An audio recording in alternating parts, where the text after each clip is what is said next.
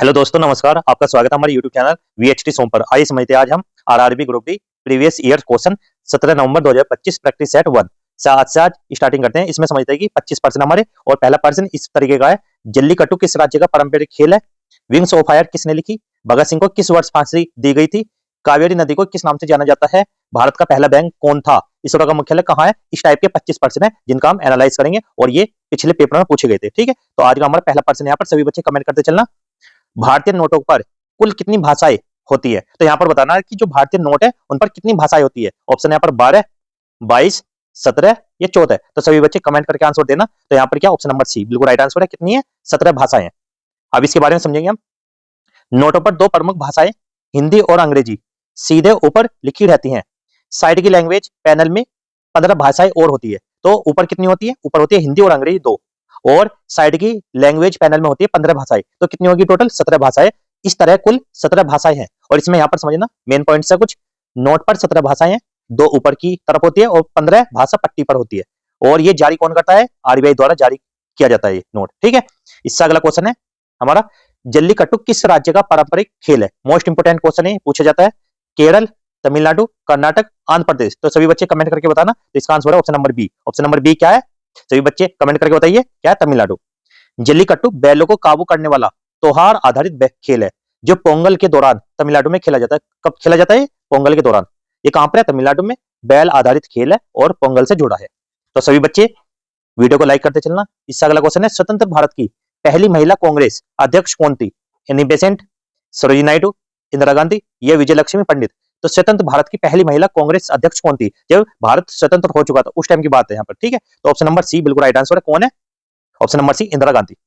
कांग्रेसी इतिहास में कई महिलाएं अध्यक्ष बनी, मगर स्वतंत्रता के बाद पहली बार इंदिरा गांधी को अध्यक्ष बनाया गया।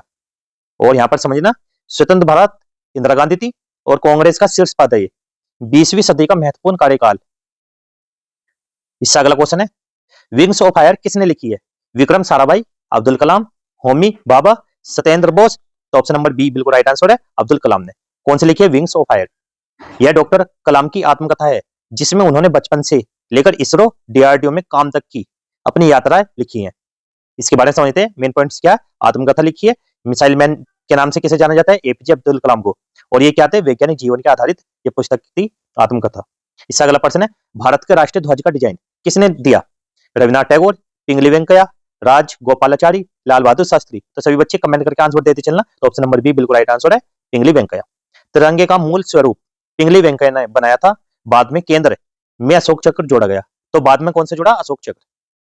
इसमें तिरंगे के जनक है पिंगली वेंकैया। और 22 जुलाई 1947 को अन्य रूप अपनाए गए।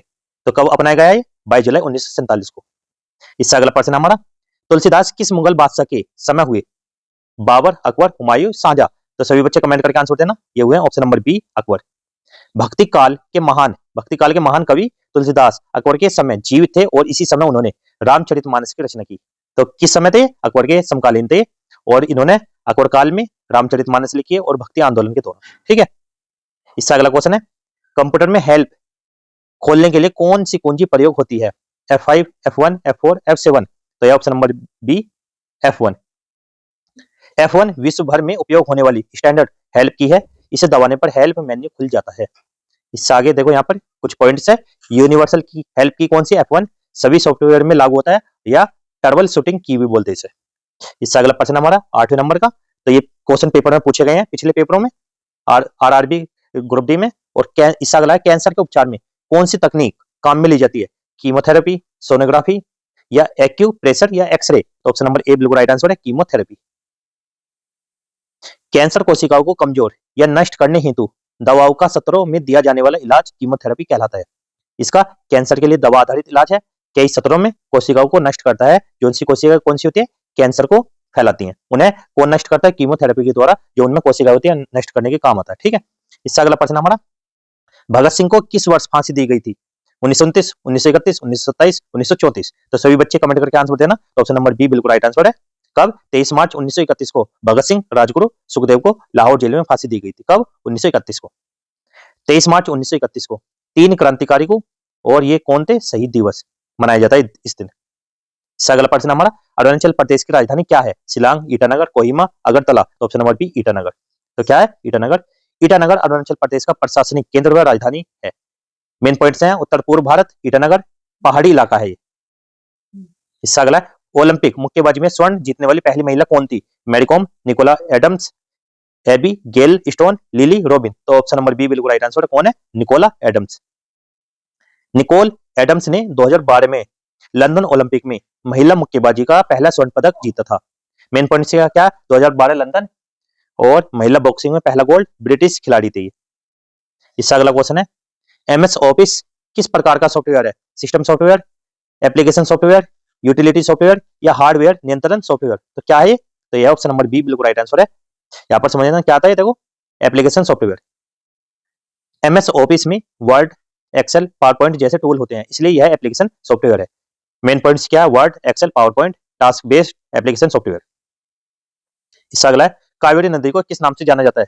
दक्षिण की जमुना, या दक्षिण की गंगा, दक्षिण की नर्मदा, दक्षिण की सरस्वती। तो ऑप्शन नंबर बी बिल्कुल राइट आंसर है। क्या?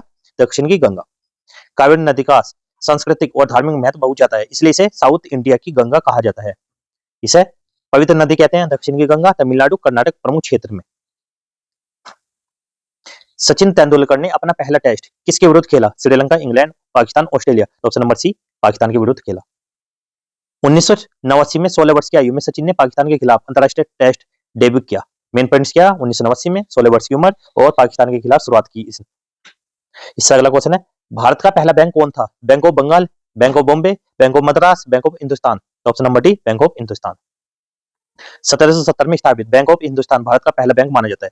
इसकी स्थापना कब हुई थी? 1770 में स्थापना। भारत का पहला बैंक कलकत्ता केंद्र था इसका। इसका अगला क्वेश्चन हमारा, पहला आधुनिक ओलंपिक कहाँ हुआ था? रोम, एथेंस, लंदन, टोक्यो। तो ऑप्शन नंबर बी बिल्कुल राइट आंसर है, एथेंस में। एथेंस। 1896 में पहला आधुनिक ओलंपिक एथेंस ग्रीस में आयोजित किया गया। ये कब हुआ? 1896 में, और ग्रीस में हुआ। आधुनिक खेलों की शुरुआत तभी से हुई। इससे अगला है, इसरो का मुख्यालय कहाँ है? दिल्ली, बेंगलुरु, हैदराबाद, तिरुवनंतपुरम। तो ऑप्शन नंबर बी बेंगलुरु। भारतीय अंतरिक्ष अनुसंधान संगठन इसरो का मुख्यालय बेंगलुरु में स्थित है। जो मेन पॉइंट है, इसरो का हेडक्वार्टर या मुख्यालय कहां पर? बेंगलुरु। वैज्ञानिक संगठन है ये, स्पेस रिसर्च सेंटर भी है। सभी बच्चे वीडियो को लाइक करते चलना। राष्ट्रीय विज्ञान दिवस कब मनाया जाता है? 5 जून, 28 फरवरी, 3 दिसंबर, 12 जनवरी। तो ऑप्शन नंबर बी बिल्कुल राइट आंसर है, 28 फरवरी को ये मनाया जाता है।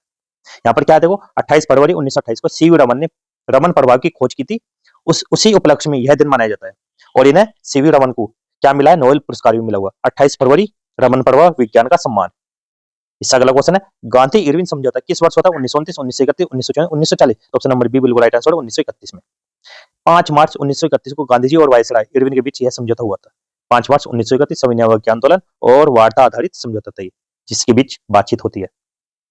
इसका अगला, ASCII का पूर्ण रूप क्या है?